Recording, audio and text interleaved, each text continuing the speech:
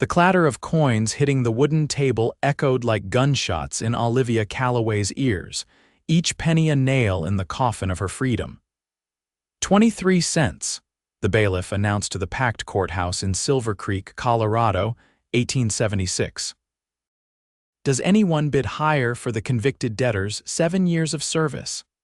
Olivia stood trembling on the auction block, her wrists bound with coarse rope, her honey blonde hair falling in tangled waves around her face. At 22, she never imagined she'd be standing here after her father's death left her with insurmountable debts. The law was clear. Those who couldn't pay would serve their debt through indentured servitude. Going once, the bailiff called, eyeing the crowd of rough men whose gazes crawled over her like spiders. Most were mine owners looking for cheap labor or saloon keepers seeking new girls. Olivia bit her lip until she tasted blood. Going twice, $500 in gold. The crowd gasped and parted. A tall man stepped forward, his face shadowed by a wide-brimmed hat. His voice was deep, steady as bedrock. When he moved into the light, Olivia saw a face weathered by sun and wind, a strong jawline softened by kind eyes that hadn't yet hardened to the frontier's cruelties. "Mr. Hayes Sullivan," the bailiff stammered, "you understand this is just for debt service? The law limits to 7 years. Hayes nodded, reaching into his pocket and placing a leather pouch on the table. The bailiff's eyes widened at the gleam of gold dust and nuggets. "I believe this covers Miss Calloway's debts in full," Hayes said calmly. "But sir," the bailiff protested, "the auction has commenced. She's to be sold for service." "Check your law books," Hayes replied evenly. "If the debt is paid in full, there's no need for servitude." The courthouse erupted in murmurs as the bailiff consulted with the judge. Olivia stood frozen, unable to comprehend what was happening. The man Hayes Sullivan had just offered 20 times her debt amount. She'd never seen him before in her life. The judge banged his gavel. "Debt satisfied. Miss Calloway is free to go." The bailiff approached her, removing the binding from her wrists. Olivia rubbed the raw skin, staring at her savior with suspicion and desperate hope. Hayes approached her, removing his hat. Up close, she saw he was younger than she'd first thought, perhaps 30, with eyes the color of summer skies and hair the shade of aged whiskey.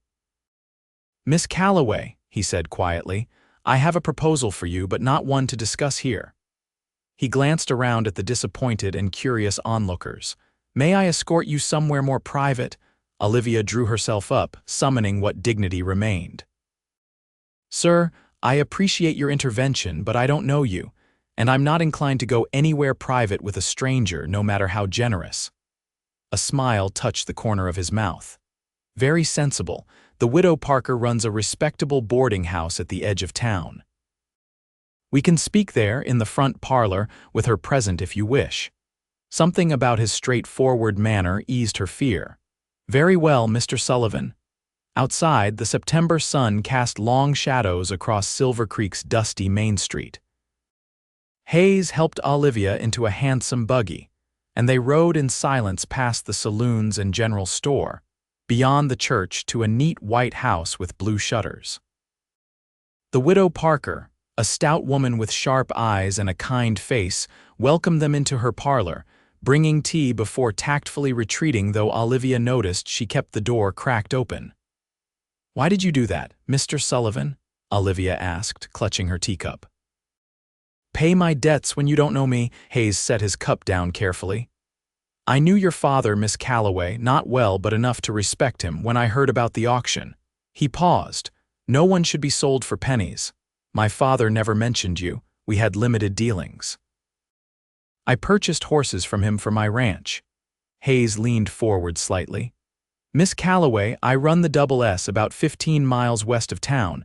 It's a growing operation, cattle mostly, some horses. I need a housekeeper." Olivia tensed. "So you did purchase me for service after all?" "No," he said firmly. "Your debt is paid with no strings attached. You're free to walk out that door, but I'm offering respectable employment with fair wages. Room and board plus $20 a month." Olivia nearly dropped her cup. $20 was more than most men earned, let alone women. "Why so generous?" she asked, suspicious again. "Because running a household is skilled work and I pay fairly for skill," he hesitated. "And because I know what it means to be at the mercy of others. 10 years ago, I was where you stood today." Olivia studied him, searching for deceit but finding only straightforward honesty. "What would my duties entail? Cooking, cleaning, managing the household supplies. I have 3 ranch hands who take meals at the main house. It's not easy work, but it's honest." Olivia considered her options, which were painfully few. With her father's property seized and her reputation tarnished by today's events, finding employment in Silver Creek would be nearly impossible. "I accept your offer, Mr. Sullivan, but on a trial basis. 1 month. If either of us is dissatisfied, we part ways with no ill feelings." Hayes nodded, extending his hand. "Agreed." When Olivia placed her hand in his, he turned it palm up and pressed something into it. She looked down to see a gold eagle, $10. "An advance," he said. "To purchase whatever personal items you need." Olivia stared at the coin gleaming in her palm. Just hours ago she'd been sold for pennies. Now a stranger had placed gold in her hand and hope in her heart. "When do we leave for the Double S?" she asked. "Tomorrow morning, if that suits." "I'll return at 8. As Hayes rose to leave, Olivia found her voice again. "Mr. Sullivan, thank you." He settled his hat on his head. "Everyone deserves a second chance, Miss Calloway." The following morning, Olivia waited on the boarding house porch with her single carpet bag. She'd used part of her advance to purchase necessities: sturdy boots, 2 calico work dresses, undergarments, and toiletries. The rest she'd carefully sewn into the hem of her skirt, insurance for an uncertain future. Hayes arrived promptly at 8, helping her into the wagon with a respectful hand. As they left Silver Creek behind, Olivia felt both relief and apprehension. The town had been her home all her life, but now it held only painful memories. "It's a beautiful land out here," Hayes said after they'd traveled several miles in companionable silence. "Harsh sometimes, but honest. The mountains don't lie to you, and the rivers keep their promises." "You speak of the land as if it's a person," Olivia observed. "In some ways it is. It has moods, seasons, tempers, treats you according to how you treat it." He guided the horses around a bend, revealing a sweeping vista of foothills rising to distant mountains. "There's the northwestern corner of my property." "How large is your ranch?" 6,000 acres. "Not the biggest spread, but good land with reliable water." Pride colored his voice. "Started with just 500 acres and 30 head of cattle, built it up bit by bit."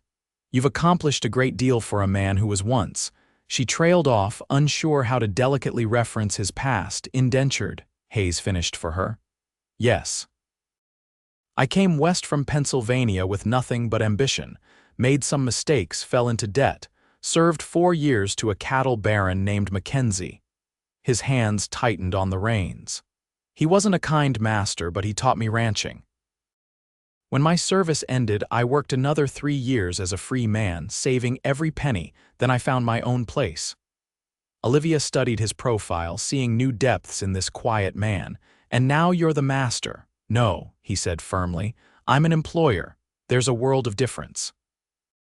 After another hour, they crested a hill, and the Double S spread before them, a substantial 2-story house of hewn logs with a wide porch, several outbuildings, corrals, and a barn larger than most in the territory. In the distance, cattle grazed on rolling grasslands. "It's beautiful," Olivia breathed. "It's home," Hayes replied simply, a smile warming his features. As they approached, 3 men emerged from the barn and a large dog bounded toward the wagon, barking joyfully. "Down, Ranger," Hayes commanded, though his tone was affectionate. The dog immediately sat, tail sweeping the dust. The ranch hands gathered as Hayes helped Olivia down from the wagon. "Miss Calloway, these are my men. Otto Weber, my foreman." He indicated a broad-shouldered German with a bushy beard. "Franklin Thompson." A young black man with intelligent eyes nodded respectfully. "And Miguel Sanchez." The third man, wiry and quick-moving, tipped his hat. Gentlemen, this is Miss Olivia Calloway, our new housekeeper. She'll be managing the household, so mind your manners and wipe your boots." The men murmured greetings, sizing her up with curious but respectful glances. "Franklin, would you bring Miss Calloway's bag to the house? Otto, I'll need to discuss the north pasture rotation later. Miguel, how's that lame mare doing?" As Hayes easily issued instructions and inquired about ranch operations, Olivia observed how naturally authority sat on his shoulders. The men clearly respected him not from fear, but from genuine regard. The house interior surprised Olivia.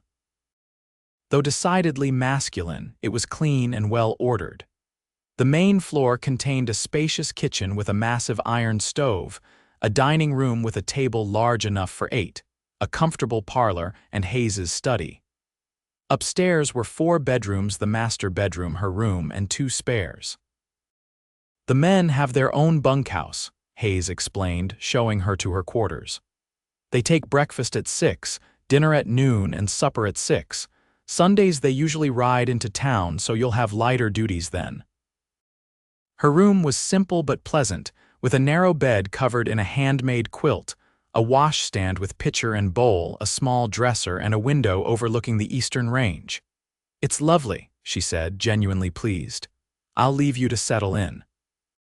Kitchen's fully stocked, but if you need anything, make a list. Franklin rides into town every Thursday for supplies." Left alone, Olivia sat on the edge of the bed, overwhelmed by how drastically her circumstances had changed in just 24 hours. Yesterday, she'd stood on an auction block, being sold to the highest bidder. Today, she was employed in a respected position in a beautiful home. She unpacked her meager belongings, changed into one of her new work dresses, and headed to the kitchen to prepare dinner. To her surprise, she found it immaculately organized, with a well-stocked pantry containing flour, sugar, coffee, preserved fruits, and smoked meats. By noon, she'd prepared a hearty meal of salt pork, beans, cornbread, and apple pie. When the men filed in, they removed their hats and washed up without prompting, taking their places at the table. "Miss Calloway," Hayes said after his first bite, "I believe I've made an excellent decision in hiring you." The men voiced their enthusiastic agreement, and for the first time in months, Olivia felt a flicker of pride. The days fell into a rhythm. Olivia rose before dawn to prepare breakfast, then spent her mornings cleaning, baking, and planning meals. Afternoons were for laundry, mending, or preserving food from the small kitchen garden. She took pride in keeping the house spotless and ensuring the men were well fed. Hayes was often gone from sunrise to sunset, returning dust-covered and weary. Yet he always thanked her for each meal, speaking to her with the same respect he showed his men. Sometimes in the evenings, they would sit in the parlor, Hayes reading the newspaper while Olivia mended or knitted. These quiet moments became something she looked forward to. As October turned the aspens golden, Olivia realized her trial month had ended, but neither she nor Hayes had mentioned it. She'd begun to feel at home at the Double S, finding satisfaction in her work and comfort in the routine. One evening as she served coffee after supper, Hayes cleared his throat. "Miss Calloway, could I speak with you in my study?" Her heart sank. Perhaps he was dissatisfied after all. In his study, Hayes gestured to a chair. "Please sit down. Is something wrong with my work?" she asked directly. Hayes looked startled. "No, quite the opposite. You've transformed this house into a proper home. The men are happier, better fed, and I've never known such comfort." He reached into his desk drawer, "Which is why I'd like to offer you this." He handed her an envelope.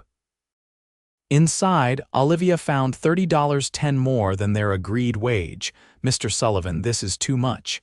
It's fair payment for exceptional work," he insisted. "And I'd like to make your position permanent if you're willing." Relief and pleasure flooded through her. "I'd like that very much." Something shifted in his expression. "Good, that's good," he seemed about to say more, then changed course. "We're having the cattle drive to the winter pastures next week. It'll be a busy time." "I'll prepare extra provisions for the men," she assured him. Hayes nodded, then reached for a small wooden box on his desk.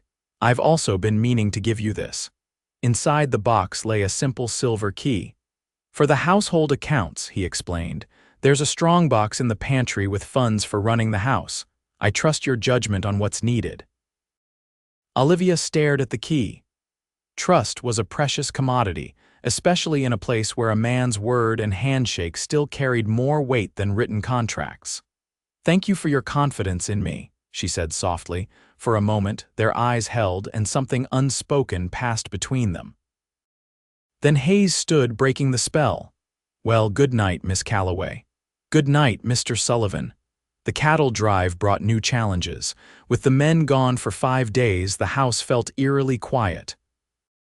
Olivia used the time to deep clean and prepare for their return, baking pies and bread, making sure everything would be ready when they returned, cold and hungry.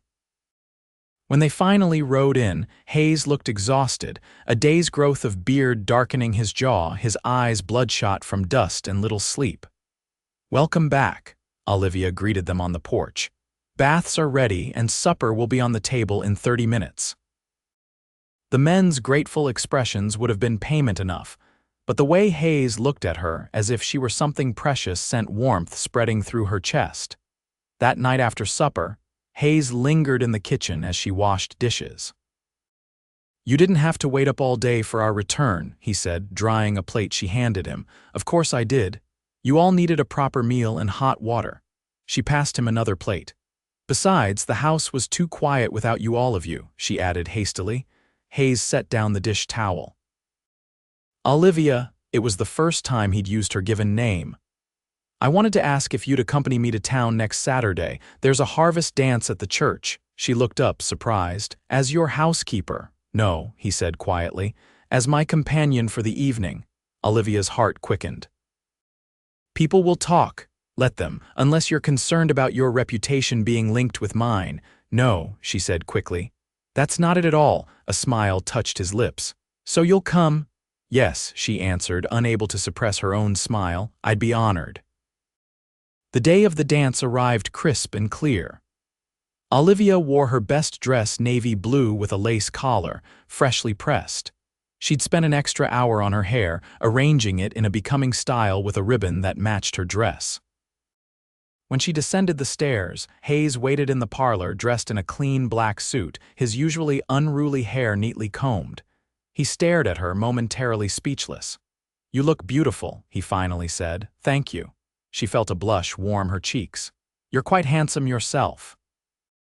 The harvest dance was held in the church social hall, decorated with autumn leaves and pumpkins. When they entered, conversations paused as heads turned. Olivia felt the weight of curious stares but held her head high, her hand resting lightly on Hayes's arm. "Miss Calloway," the Reverend's wife greeted her. "How lovely to see you. We've missed you at services." "The double S is quite a distance," Olivia explained, "but Mr. Sullivan has promised to bring me when weather permits." Throughout the evening, Hayes never left her side, introducing her proudly to neighbors and fellow ranchers. They danced every set together, his hand warm and steady at her waist, his eyes never leaving hers. During a particularly lively reel, Olivia laughed with abandon as Hayes swung her around, her skirts swirling. In that moment, the past fell away. She wasn't the girl who'd been sold for pennies, but a woman enjoying an evening with a man who looked at her as if she hung the moon. Later, as they stood by the refreshment table, Olivia overheard two women whispering. "He paid her debt, you know, bought her right off the auction block. How romantic, like something from a novel." "Or how convenient," the other replied with a meaningful look. "Living under his roof all these months." Hayes returned with punch cups, immediately sensing her discomfort.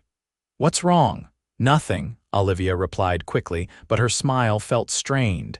Hayes followed her gaze to the gossiping women, his expression hardening. "Would you like to leave?" "No," she said firmly. "I'm enjoying myself too much to let idle talk spoil it." He smiled, but concern lingered in his eyes. "You're a remarkable woman, Olivia Calloway." The drive home was quiet, the night air cool against their faces. As they approached the ranch, Hayes slowed the horses. "I want to show you something," he said, turning onto a narrow trail that led up a gentle slope. At the top of the rise, he stopped the buggy. Below them, the double S spread out in moonlight, the house and outbuildings silvered, the land stretching toward distant mountains. "This is my favorite view," Hayes said softly. "From here you can see everything I've built." "It's magnificent," Olivia breathed. "When I was working for Mackenzie, I'd sneak away sometimes, find high ground like this, and imagine my own spread." He turned to look at her, his face half shadowed in moonlight. "I never imagined how empty it would feel until you came." Olivia's heart beat faster. "Hayes, I know it's only been a few months," he continued, "but I can't remember how I managed before you. The house was just walls and a roof. Now it's a home. Because I keep it clean and cook your meals," she said, trying to lighten the moment. "No," he took her hands in his.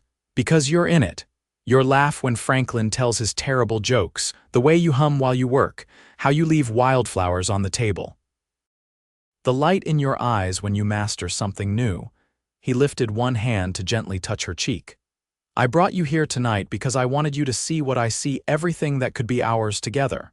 "What are you saying?" she whispered, hardly daring to hope. "I'm saying that I love you, Olivia. I think I've loved you since that day in the courthouse when you stood so brave and proud despite everything." Tears filled her eyes. "People will say you only want me because I'm already in your house, convenient, as those women said." "Let them talk," he said fiercely. "I know the truth. You were never my servant or employee, you were always my equal.